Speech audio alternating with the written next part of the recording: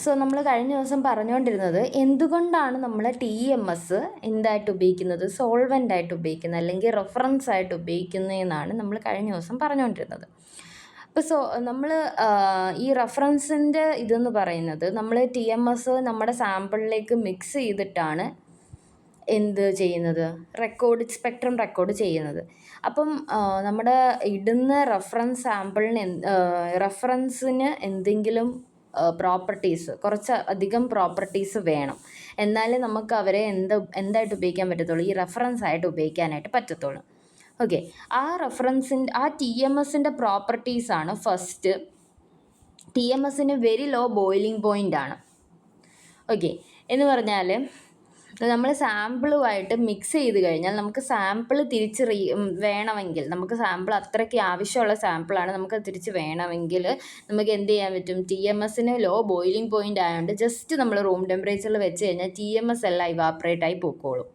അതാണ് അവിടെ ഉദ്ദേശിക്കുന്നത്, TMSന് ലോ ബോയിലിംഗ് പോയിൻ്റ് ആണ്.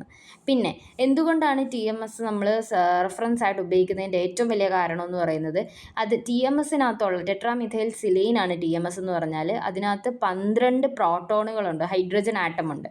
എല്ലാവരും ഇക്വലൻ്റ് ആണ്. ഇക്വലൻ്റ് ആണെന്ന് പറഞ്ഞാൽ ഒരേ കെമിക്കൽ എൻവയോൺമെൻറ്റിലാണ് അവരിയ്ക്കുന്നത്.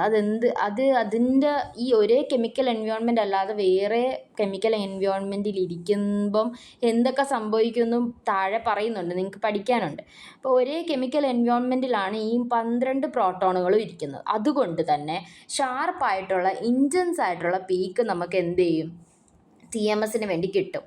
നല്ല ഷാർപ്പ് പീക്ക് TMSന് കിട്ടും, നമുക്കത് ഡിറ്റക്റ്റ് ചെയ്യാൻ പറ്റും. അതുകൊണ്ടും കൂടിയാണ് TMS നമുക്ക് എന്ത് ചെയ്യുന്നത്, ഉപയോഗിക്കാൻ പറ്റുന്നത്. പിന്നെ എല്ലാ ഓർഗാനിക് സോൾവെൻറ്റുകളിലും TMS സോല്യൂബിൾ ആണ്, കെമിക്കലി ഇനേർട്ട് ആണ്. എന്ന് പറഞ്ഞാൽ നമ്മൾ സ്റ്റഡി ചെയ്യാൻ എടുത്ത കോമ്പൗണ്ടുമായിട്ട് അത് ഒരിക്കലും റിയാക്ട് ചെയ്ത് പോവുകയില്ല. പിന്നെ ഓവർലാപ്പിംഗ് ഓഫ് സിഗ്നൽസ് ഇവിടെ നടക്കത്തില്ല. അതൊരു NMRൽ നടക്കുന്ന ഒരു പ്രതിഭാസമാണ്, ഈ ഫെനോമെനനാണ്. സിഗ്നൽസ് ഓവർലാപ്പ് ചെയ്തിട്ട് ആകെ കൂടി വല്ലാത്തൊരു സ്പെക്ട്രം നമുക്ക് കിട്ടുന്നത്. അത് നമുക്ക് TMSൽ നടക്കുകയില്ല. പിന്നെ എന്ന് പറഞ്ഞാൽ എന്താണ്, it does not involve in intermolecular association. അത് തന്നെ, കെമിക്കലി ഇനേർട്ട്. ഒരു ഇൻ്റർമോളിക്കുലർ അസോസിയേഷനിൽ സാമ്പിളുമായിട്ടോ സോൾവെൻ്റായിട്ടോ ഒരു അസോസിയേഷൻസും നടക്കത്തില്ല. എന്ന് പറഞ്ഞാൽ ഹൈഡ്രജൻ ബോണ്ടിങ് പോലെയുള്ള പ്രതിഭാസങ്ങളില്ല, അതാണ് ഇൻ്റർമോളിക്കുലർ അസോസിയേഷൻസ്. അതൊന്നും തന്നെ TMS കാണിക്കുകയില്ല. പിന്നെ സിലിക്കൺ എന്താണ്, കാർബണിനേക്കാളും ലെസ് ഇലക്ട്രോനെഗറ്റീവ് ആയതിനാൽ protons of TMS highly shielded ആണ്. ഷീൽഡഡ് ആണ് പ്രോട്ടോൺസ് എന്ന് പറയുന്നത്. ഓക്കെ, ഇതാണ് TMSൻ്റെ പ്രത്യേകതകളും TMS എന്തുകൊണ്ടാണ് നമ്മൾ റെഫറൻസ് ആയിട്ട് ഉപയോഗിക്കുന്നതെന്നുള്ളതിൻ്റെ ഒരു ഉത്തരം. ഇനി നമ്മൾ കെമിക്കൽ ഷിഫ്റ്റ് പറഞ്ഞായിരുന്നു. കെമിക്കൽ ഷിഫ്റ്റ് എന്തായിരുന്നു, shift in position of NMR signals which arises from shielding and deshielding of proton by electrons. ഷീൽഡിങ്ങും ഡീഷീൽഡിങ്ങും മൂലം വഴി ഉണ്ടാവുന്ന പ്രോട്ടോൺസിൻ്റെ ഷിഫ്റ്റിനെയാണ് നമ്മൾ കെമിക്കൽ ഷിഫ്റ്റ് എന്ന് പറയുന്നത്. ആ കെമിക്കൽ ഷിഫ്റ്റ് ഡിസ്ക്രൈബ് ചെയ്യാനായിട്ട് നമുക്ക് 2 സ്കെയിലുകളുണ്ട്, ഡെൽറ്റ സ്കെയിലും ടോ സ്കെയിലും. പൊതുവെ ഡെൽറ്റ സ്കെയിലാണ് നമ്മൾ യൂസ് ചെയ്യാറ്. ആ ഡെൽറ്റ സ്കെയിലിലാണ് TMSൻ്റെ വാല്യൂ നമ്മൾ ഈക്വൽ ടു 0 എന്ന് പറഞ്ഞെടുത്ത് നമ്മൾ റെഫറൻസ് ആയിട്ട് ചെയ്യുന്നത്. ഓക്കെ, പിന്നെ യൂണിറ്റ് ഓഫ് കെമിക്കൽ ഷിഫ്റ്റ് എന്ന് പറയുന്നത് ഡെൽറ്റയുടെ ഇതെന്ന് പറയുന്നത് PPMലാണ് വരുന്നത്. ഡെൽറ്റയുടെ ഇത് PPMലാണ് വരുന്നത്. മറ്റേതിൻ്റെ എവിടെയാണ്, ഹർട്സും മെഗാഹർട്സിലുമാണ് നമുക്ക് കിട്ടുന്നത്. ഇതൊന്ന് പഠിച്ചു വെക്കണേ. Delta mu sample minus mu reference എന്ന് പറഞ്ഞാൽ സാമ്പിളിൽ എടുക്കുന്ന ഫ്രീക്വൻസി, കിട്ടുന്ന ഫ്രീക്വൻസി, റെഫറൻസിൻ്റെ ഫ്രീക്വൻസി ബൈ റെഫറൻസിൻ്റെ ഫ്രീക്വൻസി ഇൻറ്റു 10⁻⁶ ചെയ്യുമ്പോഴാണ് നമുക്ക് ഡെൽറ്റയുടെ വാല്യൂ കിട്ടുന്നത്. ടോ എന്ന് പറഞ്ഞാൽ 10 - ഡെൽറ്റ ചെയ്ത് കഴിഞ്ഞാൽ നമുക്ക് എന്ത് കിട്ടും, ടോ കിട്ടും. ഓക്കെ, ടോ സ്കെയിൽ അല്ലെങ്കിൽ ഈ ഒരു ഇക്വേഷൻ ഉണ്ട് ടോയ്ക്ക്.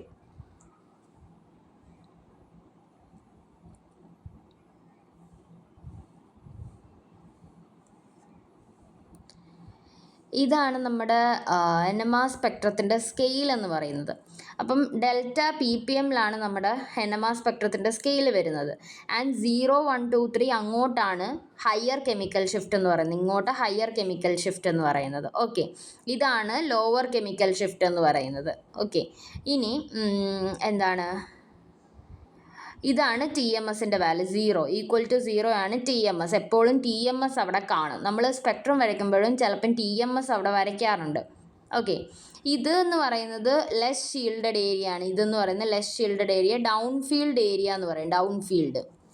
ഓക്കെ, ഇതെന്ന് പറഞ്ഞാൽ മോർ ഷീൽഡഡ് ആണ്. ഷീൽഡിങ് കൂടുതലുള്ളപ്പം നമുക്ക് അപ്പ് ഫീൽഡിലാണ് കർവ് കിട്ടുന്നത്. അപ്പ് ഫീൽഡ് കണ്ടോ, ഫീൽഡ്, ഡൗൺ ഫീൽഡ്. ഓക്കെ, എന്താണ്, ഷീൽഡിങ് ആകുമ്പോഴത്തേക്ക് നമുക്ക് അപ്പ് ഫീൽഡിലാണ് കർവ് കിട്ടുന്നത്. ഡീഷീൽഡിങ് ആകുമ്പോൾ നമുക്ക് ഡൗൺ ഫീൽഡിലാണ് കർവ് കിട്ടുന്നത്. അതാണ് ഇവിടെ പറയാൻ ഉദ്ദേശിക്കുന്നത്. ഇത് ജസ്റ്റ് സ്കെയിലിൻ്റെ ഒരു ഇമേജാണ്. നിങ്ങൾക്കറിയില്ലല്ലോ സ്കെയിൽ എങ്ങനെയാണ് വരുന്നത്. അത് ഇങ്ങനെയാണ് നമുക്ക് NMR സ്പെക്ട്രത്തിൻ്റെ സ്കെയിൽ വരുന്നത്.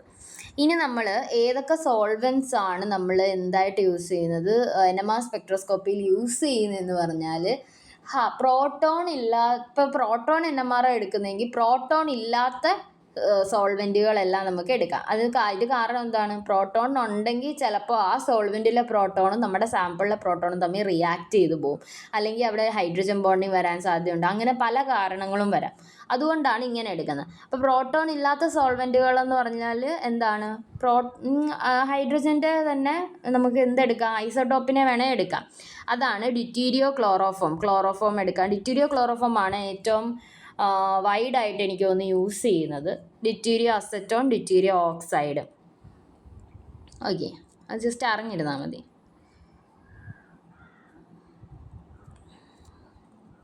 നെക്സ്റ്റ് നമുക്കിത് പഠിക്കാനുള്ളത് ഫാക്ടേഴ്സ് അഫക്റ്റിംഗ് കെമിക്കൽ ഷിഫ്റ്റ്. ഇതിനകത്ത് ഇമ്പോർട്ടൻ്റ് ആയിട്ടുള്ളൊരു ഇതാണ് ഫാക്ടേഴ്സ് അഫക്റ്റിംഗ് കെമിക്കൽ ഷിഫ്റ്റ് എന്ന് പറയുന്നത്. 4 ഫാക്ടേഴ്സ് ഉണ്ട് കെമിക്കൽ ഷിഫ്റ്റിനെ അഫക്റ്റ് ചെയ്യാനൊന്നെന്ന് പറഞ്ഞാൽ inductive effect, hydrogen bonding, van der Waals deshielding, anisotropic effect. ഈ 4 ഏതെങ്കിലും ഒരു ഫാക്ടർ വഴിയായിരിക്കും നമ്മുടെ സിഗ്നൽ നമ്മൾ ഉദ്ദേശിക്കുന്നിടത്ത് കിട്ടാതെ ഒന്നീ ഡൗൺ ഫീൽഡിലേക്ക് പോവുകയോ അല്ലെങ്കിൽ അപ്പ് ഫീൽഡിലേക്ക് കിട്ടുകയോ ചെയ്യുന്നു. എന്ന് പറഞ്ഞാൽ ഒന്നീ മോളിക്യൂളിന് ഡീഷീൽഡിങ് സംഭവിക്കും, ആ പ്രോട്ടോണിന് ഡീഷീൽഡിങ് സംഭവിക്കും, അല്ലെങ്കിൽ എന്ത് ചെയ്യും, അതിന് ഷീൽഡിങ് സംഭവിക്കും. അതാണ് ഇവിടെ നടക്കുന്നത്.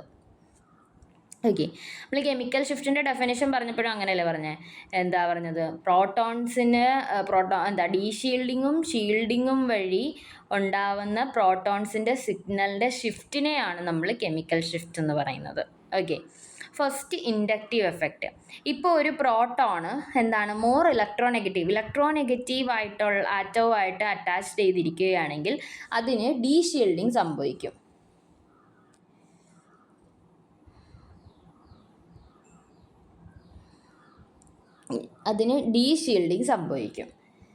when proton is attached to an electronegative atom, ഡീഷീൽഡിങ് takes place.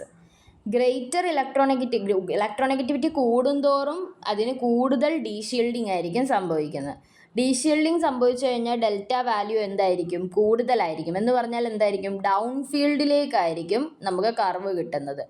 ഈ ഡൗൺ ഫീൽഡ് എന്ന് പറയുമ്പോൾ നമുക്ക് ഏറ്റവും കുറഞ്ഞ വാല്യൂ അങ്ങനെ ഓർക്കരുത്. കാരണം എന്താണ്, NMRൻ്റെ സ്പെക്ട്രം എന്ന് പറയുന്നത് 0, 1, 2, 3, 4 അങ്ങനെയാണ് പോകുന്നത്. അപ്പോൾ ഡൗൺ ഫീൽഡ് എന്ന് പറയുമ്പോൾ നല്ല വലിയ വാല്യൂ ആണ്, ഡെൽറ്റയുടെ വലിയ വാല്യൂ ആണ് വരുന്നത്. ഓക്കെ, അപ്പം നോക്കിക്കേ, CH3CH2Fഉം CH3CH2Clഉം എടുക്കുകയാണ്. ഇത് CH2ൻ്റെ അവിടെ ഒരു രണ്ട് പ്രോട്ടോൺ ഉണ്ട്, CH3ക്ക് 2 പ്രോട്ടോൺ ഉണ്ട്. അതാണ് എയും ബിയും നമ്മൾ എന്ത് ചെയ്തിരിക്കുന്നത്, ലേബൽ ചെയ്തിരിക്കുന്നത്. ഓക്കെ, ഇപ്പം ഇതിനകത്ത് ഇപ്പം നമ്മൾ ആലോചിക്കും ഈ CH3യുടെയും CH2നും ഉള്ള പ്രോട്ടോൺസിന് സെയിം പ്രോട്ടോൺ അല്ലേ, സെയിം സിഗ്നൽ അല്ലേ കിട്ടുകയുള്ളൂ. അങ്ങനെയല്ല, അതിന് സെയിം സിഗ്നൽ അല്ലേ കിട്ടുന്നത്. ഈ ഇലക്ട്രോനെഗറ്റീവ് ആറ്റം ഉള്ള അതിൻ്റെ എഫക്റ്റ് എത്രത്തോളം ഉണ്ടോ അതുപോലെ ആയിരിക്കും നമുക്ക് സിഗ്നൽ കിട്ടാൻ പോകുന്നത്. യൂഷ്വലി നമ്മൾ ഒറ്റ പീക്കേ നമ്മൾ എന്ത് ചെയ്യത്തുള്ളൂ, നമ്മുടെ മൈൻഡിൽ വരുത്തുള്ളൂ. പക്ഷെ ഒറ്റ പീക്കല്ല കിട്ടുന്നത്. A എന്ന് പറയുന്ന പ്രോട്ടോണിനും B എന്ന് പറയുന്ന പ്രോട്ടോണിനും രണ്ട് പീക്കായിരിക്കും നമുക്ക് കിട്ടുന്നത്. അപ്പം ഈ ഇലക്ട്രോനെഗറ്റിവിറ്റി ഫസ്റ്റത്തെ കാര്യം, CH3CH2Fഉം CH3CH2Clഉം തമ്മിൽ മോർ ഇലക്ട്രോനെഗറ്റീവ് എന്തായിരിക്കും, ഫ്ലൂറിൻ അല്ലേ. അതുകൊണ്ട് തന്നെ ആ മോളിക്യൂളിൻ്റെ സിഗ്നലായിരിക്കും നമുക്ക് ഏറ്റവും ഡൗൺ ഫീൽഡിൽ കിട്ടാൻ പോകുന്നത്.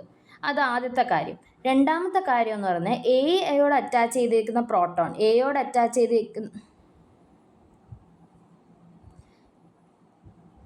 ഈ എയോട് അറ്റാച്ച് ചെയ്തേക്കുന്ന പ്രോട്ടോണിനായിരിക്കും കൂടുതൽ ഡൗൺ ഫീൽഡിലേക്ക് പോകാനുള്ള സാധ്യത. കാരണം എന്താണ്, ഇലക്ട്രോനെഗറ്റീവ് ആറ്റമായിട്ട് അടുത്ത് നിൽക്കുന്ന പ്രോട്ടോണാണ് എ എന്ന് പറയുന്നത്. അപ്പോൾ deshielding experienced by proton A in compound 1 will be more than compound 2. Okay, കാരണം അതെന്താ, ഇത് ഫ്ലൂറിനേക്കാളും ലെസ് ഇലക്ട്രോനെഗറ്റീവ് ആണ്. അതുകൊണ്ട് ഇതിനേക്കാളും ഡീഷീൽഡിങ് എക്സ്പീരിയൻസ് ഏതിനായിരിക്കും, ഇതിനായിരിക്കും. ഓക്കെ, ഇനി distance from the electronegative atom increases, deshielding effect എന്ത് ചെയ്യുന്നു, ഡിമിനിഷ് ചെയ്യുന്നു. നമ്മൾ എന്താണ്, ഇലക്ട്രോനെഗറ്റീവ് ആറ്റമിൽ നിന്ന് എത്രത്തോളം ഡിസ്റ്റൻസ് കൂടി വരുന്നോ ഡീഷീൽഡിങ് കുറഞ്ഞു വരും. ഓക്കെ, അതുകൊണ്ട് പ്രോട്ടോൺ ബി കംപ്ലീറ്റ്ലി എന്താണ്, ലെസ് ഷീൽഡഡ് ആയിരിക്കും. ലോവർ വാല്യൂ ഓഫ് ഡെൽറ്റയിൽ തന്നെ നമുക്ക് എന്ത് കിട്ടും, പീക്ക് കിട്ടും, അതിൻ്റെ CH3യുടെ പീക്ക്. ഓക്കെ, അതാണ് ഈ ഇൻഡക്റ്റീവ് എഫക്റ്റ് എന്ന് പറഞ്ഞാൽ. ആദ്യം ഓർക്കേണ്ട കാര്യം, ഇൻഡക്റ്റീവ് എഫക്റ്റ് ഇലക്ട്രോനെഗറ്റീവ് ആറ്റം പ്രോട്ടോണുമായിട്ട് അറ്റാച്ച് ചെയ്തുണ്ടെങ്കിൽ ഡീഷീൽഡിങ് ആണ് അവിടെ സംഭവിക്കുന്നത്. എന്ന് പറഞ്ഞാൽ കൂടുതൽ ഡെൽറ്റ വാല്യൂ ഉള്ള സൈഡിലേക്കായിരിക്കും നമ്മുടെ പീക്ക് കിട്ടുന്നത്. പീക്ക് കിട്ടുന്നത്. ഓക്കെ, രണ്ടാമത് ഓർക്കേണ്ട കാര്യം, ഏറ്റവും കൂടുതൽ ഇലക്ട്രോനെഗറ്റിവിറ്റി ഉള്ള ആർക്കാണോ അതിനോട് അറ്റാച്ച് ചെയ്തിരിക്കുന്ന പ്രോട്ടോൺ ആയിരിക്കും ഏറ്റവും കൂടുതൽ ഡീഷീൽഡിങ് എക്സ്പീരിയൻസ് ചെയ്യുന്നത്. ഓക്കെ, പിന്നെ ഓർക്കേണ്ട കാര്യം, ഇലക്ട്രോനെഗറ്റീവ് ആറ്റമിൽ നിന്ന് ദൂരം കൂടുന്നതനുസരിച്ച് പ്രോട്ടോൺ എക്സ്പീരിയൻസ് ചെയ്യുന്ന ഡീഷീൽഡിങ് എഫക്റ്റും കുറയും. അതുകൊണ്ടാണ് അവിടെ പറയുന്നത് ബിയിൽ എന്ന് പറഞ്ഞാൽ CH3യുടെ പ്രോട്ടോൺസ് എന്താണ്, അപ്പ് ഫീൽഡിൽ നമുക്ക് എന്താണ്, ലോവർ വാല്യൂ ഓഫ് ഡെൽറ്റയിൽ തന്നെ നമുക്ക് പീക്ക് കിട്ടും. ഓക്കെ, അതാണ് അവിടെ പറയാൻ ഉദ്ദേശിച്ചത്. Next hydrogen bonding. Hydrogen bonding എന്ന് പറഞ്ഞാൽ hydrogen atom involve in hydrogen bonding absorbs in law magnetic field. എന്ന് പറഞ്ഞാൽ ഹൈഡ്രജൻ ബോണ്ടിങ് എങ്ങനെയാണ് സംഭവിക്കുന്നത്, ഒരു ഹൈലി ഇലക്ട്രോനെഗറ്റീവ് ആയിട്ടുള്ള ആറ്റവും ഹൈഡ്രജനും തമ്മിൽ ബോണ്ട് ഉണ്ടാകുമ്പോഴല്ലേ നമ്മൾ ഹൈഡ്രജൻ ബോണ്ടിങ് നടക്കുന്നത്. Hydrogen being attached to a highly electronegative atom will experience smaller electron density around it. അപ്പോൾ ലെസ് ഷീൽഡിങ് ആയിരിക്കും അവിടെ നടക്കുന്നത്. ഷീൽഡിങ് ഒരുപാട് കാണില്ല, എന്ന് പറഞ്ഞാൽ ഡീഷീൽഡിങ് നടക്കുന്നു, അത്ര തന്നെ. Magnetic field felt by such proton will be less occur at lower magnetic field. എന്ന് പറഞ്ഞാൽ എന്താണ്, ഡൗൺ ഫീൽഡിലായിരിക്കും അവരുടെ കർവ് കിട്ടാൻ പോകുന്നത്. ഡൗൺ ഫീൽഡ് എന്ന് പറഞ്ഞാൽ എന്താണ്, കൂടുതൽ ഡെൽറ്റ വാല്യൂ ഉള്ള റീജിയണിലായിരിക്കും നമുക്ക് എന്ത് കിട്ടുന്നത്, ഹൈഡ്രജൻ ബോണ്ടിങ് ഉള്ള കോമ്പൗണ്ടുകൾക്ക് പീക്ക് കിട്ടുന്നത്. ഓക്കെ, ഇനി അപ്പം ഹൈഡ്രജൻ ബോണ്ടിങ് ഉള്ളപ്പോഴും ഡീഷീൽഡിങ് ആണ് നടക്കുന്നത്. ഹയർ ഡെൽറ്റ വാല്യൂവിലായിരിക്കും നമുക്ക് അവരുടെയും കർവ് കിട്ടാൻ പോകുന്നത്. ഓക്കെ, എന്ന് പറഞ്ഞാൽ ഡൗൺ ഫീൽഡിലായിരിക്കും കിട്ടാൻ പോകുന്നത്. ഓക്കെ, നെക്സ്റ്റ് എന്ന് പറഞ്ഞാൽ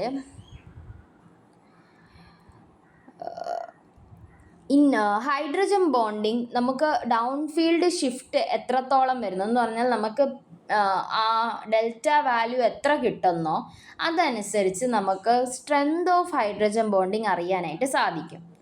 ഇൻ്റർമോളിക്കുലർ ഹൈഡ്രജൻ ബോണ്ടിങ് ആണോ ഇൻട്രാമോളിക്കുലർ ഹൈഡ്രജൻ ബോണ്ടിങ് ആണോ അവിടെ നടന്നിട്ടുള്ളതെന്ന് അറിയാനായിട്ട് സാധിക്കും. കാരണം intermolecular hydrogen bonding concentration dependent ആണ്, ഇൻട്രാ എന്ന് പറയുന്നത് കോൺസെൻട്രേഷൻ ഇൻഡിപെൻഡൻ്റ് ആണ്. ഓക്കെ, കോൺസെൻട്രേഷൻ ഡിക്രീസ് ചെയ്യും തോറും ഹൈഡ്രജൻ ബോണ്ടിങ്ങും എന്ത് ചെയ്യുന്നു, ഡിക്രീസ് ചെയ്യും. അപ്പോൾ റെസണൻസ് എന്ത് ചെയ്യുന്നു, അപ്പ് ഫീൽഡിലായിരിക്കും നടക്കുന്നത്. എന്ന് പറഞ്ഞാൽ കുറഞ്ഞ ഡെൽറ്റ വാല്യൂവിൽ തന്നെ നടക്കും. എന്ന് പറഞ്ഞാൽ ഇപ്പം ഒരു കോമ്പൗണ്ടിൽ ഇൻ്റർമോളിക്കുലർ ഹൈഡ്രജൻ ബോണ്ടിങ് നടന്നു. ഓക്കെ, അത് കോൺസെൻട്രേഷൻ ഡിപ്പെൻഡൻ്റ് ആണെന്ന് പറഞ്ഞു. അപ്പോൾ ഹൈഡ്രജൻ ബോണ്ടിങ് നടക്കുമ്പോൾ നമുക്ക് പൊതുവേ എവിടെയാണ് പീക്ക് കിട്ടുന്നത്, ഡൗൺ ഫീൽഡ് എന്ന് പറഞ്ഞാൽ കൂടുതൽ ഡെൽറ്റ വാല്യൂ ഉള്ളിടത്താണ്. ഇപ്പം ഹൈഡ്രജൻ ബോണ്ടിങ് ഇതാണ് 0,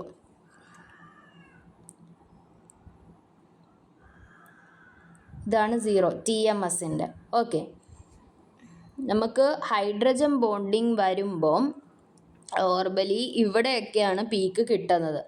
ഓക്കെ, ഇതിപ്പോൾ ഒരു 12 ആണെന്ന് പറഞ്ഞാൽ 12 ppm ആണ്. ഇവിടെയൊക്കെയാണ് പീക്ക് കിട്ടുന്നത്. ഓക്കെ, ഇപ്പോൾ ഇൻ്റർമോളിക്കുലാർ ആണോ ഇൻട്രാമോളിക്കുലാർ ആണോ നടന്നതെന്ന് നമുക്ക് ഇതിനകത്തുനിന്ന് തിരിച്ചറിയാനായിട്ട് പറ്റും. കാരണം നമ്മളിപ്പോൾ സാമ്പിളിൻ്റെ കോൺസെൻട്രേഷൻ കുറച്ച് കൊടുക്കുമ്പോഴത്തേക്ക് എന്ത് ചെയ്യും, ഹൈഡ്രജൻ ബോണ്ടിങ്ങും അവിടെ കുറയും. ഹൈഡ്രജൻ ബോണ്ടിങ് അവിടെ കുറയും. ഹൈഡ്രജൻ ബോണ്ടിങ് കുറഞ്ഞിട്ട് നമുക്ക് ഇവിടെ എവിടെയെങ്കിലും പീക്ക് കിട്ടും.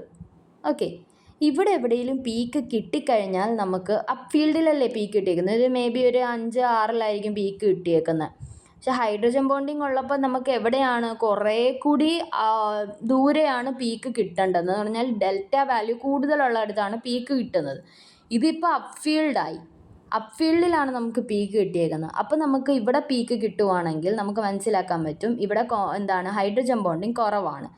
അപ്പം നമ്മൾ കോൺസെൻട്രേഷൻ കുറയ്ക്കും തോറും ഹൈഡ്രജൻ ബോണ്ടിങ് കുറഞ്ഞിട്ട് നമുക്ക് അപ്പ് ഫീൽഡിൽ പീക്ക് വന്നാൽ നമുക്ക് എന്ത് മനസ്സിലാക്കാൻ പറ്റും, അവിടെ ഇൻ്റർമോളിക്കുലർ ഹൈഡ്രജൻ ബോണ്ടിങ്ങാണ് നടന്നതെന്ന്. കാരണം എന്താണ്, ഇൻ്റർമോളിക്കുലർ ഹൈഡ്രജൻ ബോണ്ടിങ് മാത്രമേ ഉള്ളൂ കോൺസെൻട്രേഷൻ ഡിപ്പെൻഡൻറ്റ്, മറ്റേത് കോൺസെൻട്രേഷൻ ഇൻഡിപെൻഡൻ്റ് ആണ്.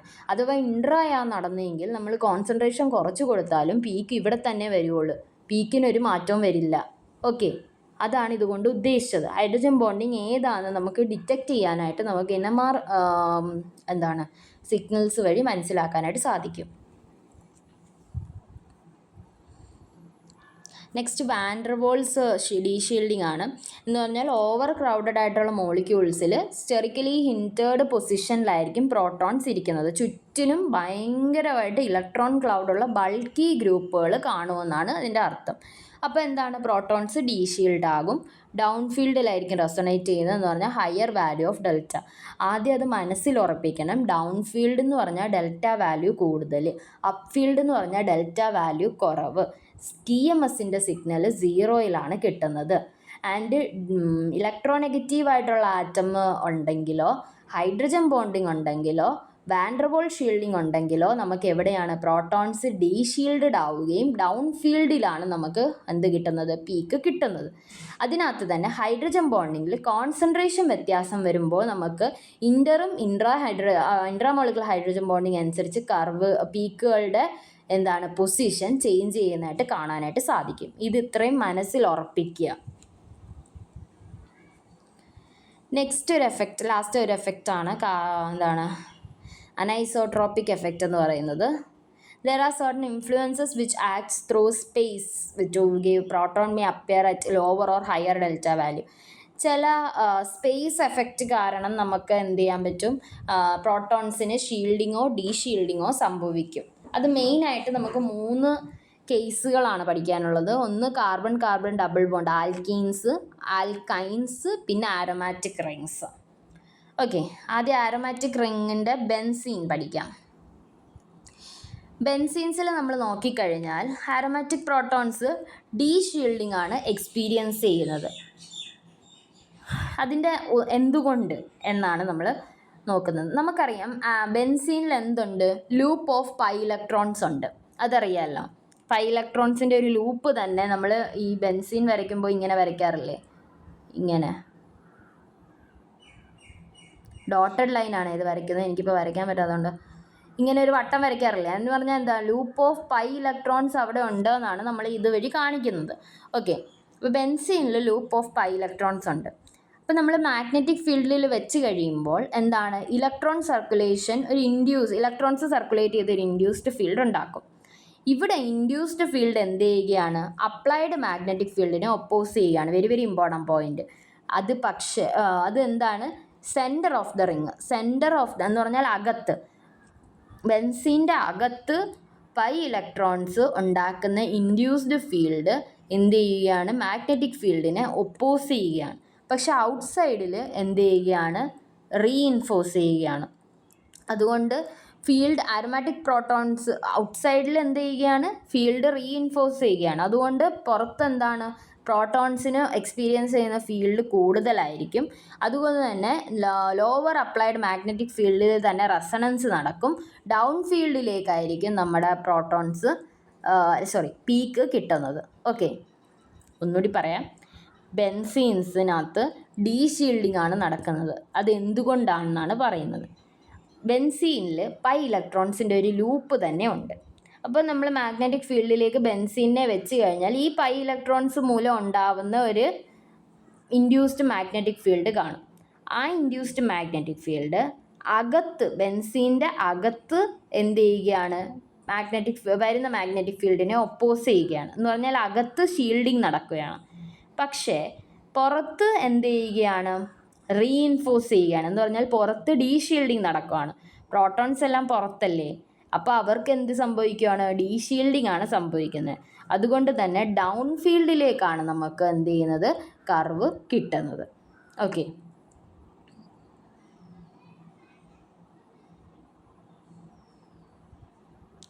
നെക്സ്റ്റ് ആൽക്കീൻസിൻ്റെ കേസ് പറഞ്ഞു കഴിഞ്ഞാൽ ആൽക്കീൻസിനും എന്ത് ചെയ്യുകയാണ്, ഡീഷീൽഡിങ് ആണ് സംഭവിക്കുന്നത്. അതെന്തുകൊണ്ടാണ്? ഡബിൾ ബോണ്ടിൻ്റെ പ്ലെയിൻ എന്ന് പറയുന്നത് അപ്ലൈഡ് ഫീൽഡിന് പെർപെൻഡിക്കുലർ ആണ്. അതുതന്നെയാണ് അതിൻ്റെ കാരണം എന്ന് പറയുന്നത്. ഡബിൾ ബോണ്ടിൻ്റെ പ്ലെയിന് ഇങ്ങനെയല്ലേ വരുന്നത്, ഡബിൾ ബോണ്ടിൻ്റെ പ്ലെയിൻ എന്ന് ഇതാണ് അപ്ലൈഡ് മാഗ്നറ്റിക് ഫീൽഡ്, ഇതാണ് അപ്ലൈഡ് മാഗ്നറ്റിക് ഫീൽഡ് ഈ ഡയറക്ഷനിൽ. ഡബിൾ ബോണ്ടിൻ്റെ പ്ലെയിൻ പെർപെൻഡിക്കുലർ ആണ്. അപ്പം induced circulation of pi electron generates and induced magnetic field. അതാണ് ഇവിടുത്തെ പൈ ഇലക്ട്രോൺസ് എന്ത് ചെയ്യും, ഫീൽഡ് ജനറേറ്റ് ചെയ്യും. ഈ ഫീൽഡ് എന്ത് ചെയ്യുകയാണ്, this field is opposing field around carbon atom. അത് കാർബൺ ആറ്റത്തിനെ ഒപ്പോസ് ചെയ്യുന്നുള്ളൂ. പക്ഷെ പ്രോട്ടോൺസിൻ്റെ കൂടെ അത് എന്ത് ചെയ്യുകയാണ്, റീഇൻഫോഴ്സ് ചെയ്യുകയാണ് പ്രോട്ടോൺസിൻ്റെ കൂടെ. അതുകൊണ്ട് എന്താണ്, ഡീഷീൽഡിങ് ആണ് അവിടെ സംഭവിക്കുന്നത്. ഡൗൺ ഫീൽഡിലാണ് നമുക്ക് കർവ് കിട്ടുന്നത്. ഓക്കെ, നെക്സ്റ്റ് ആൽക്കൈൻസിൻ്റെ കാര്യം പറഞ്ഞു കഴിഞ്ഞാൽ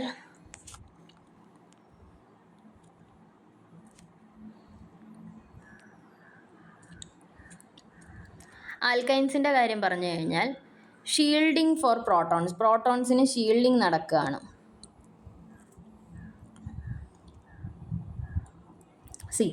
axis of alkyne group lie parallel to the applied field. Applied field ഇങ്ങനെയാണ്. ഓക്കെ, ഈ പ്രോട്ടോൺസ് അതിന് പാരലായിട്ടാണ് ഇരിക്കുന്നത്. അപ്പോൾ pi electrons are induced to circulate around axis in such a way that induced field opposes the applied magnetic field. ഇവിടെ shielding ആണ് നടക്കുന്നത്. അതുകൊണ്ട് തന്നെ ഹയർ മാഗ്നറ്റിക് ഫീൽഡ് നമ്മൾ അപ്ലൈ ചെയ്യേണ്ടി വരും. അതുമല്ല ലോ ഡെൽറ്റ വാല്യൂ എന്ന് പറഞ്ഞാൽ അപ്പ് ഫീൽഡിൽ ഇതിൻ്റെ കർവ് കിട്ടും. അപ്പ് ഫീൽഡിലായിരിക്കും ഇതിൻ്റെ കർവ് കിട്ടുന്നത് എന്ന് പറഞ്ഞാൽ ലോ ഡെൽറ്റ വാല്യൂ. ഓക്കെ, എന്തുകൊണ്ടാണ് ആൽക്കൈൻസിൻ്റെ axis of alkyne group lies parallel to the direction of applied field. അതൊറ്റ കാരണമേ ഉള്ളൂ ഇവിടെ. അതുപോലെ തന്നെ ആൽക്കീൻസിന് ഡീഷീൽഡിങ് നടക്കാനുള്ള കാരണം എന്താണ്, plane of double bond perpendicular to the applied field. ആ ഒറ്റ കാരണമേ ഉള്ളൂ. ഓക്കെ, ഇനി നമ്പർ ഓഫ് NMR സിഗ്നൽസ് അത് നിങ്ങൾക്ക് വേണ്ടാന്ന് തോന്നുന്നു. പീക്കോ ഏരിയ ആൻഡ് പീക്ക് കൗണ്ടിങ് എന്ന് പറഞ്ഞാൽ area under absorption peak indicates intensity of signals. എത്ര ഇൻറ്റൻസിറ്റിയാണ് ഇതിന് വന്നേക്കുന്നതെന്നാണ് ഈ ഏരിയ കാണിക്കുന്നത്.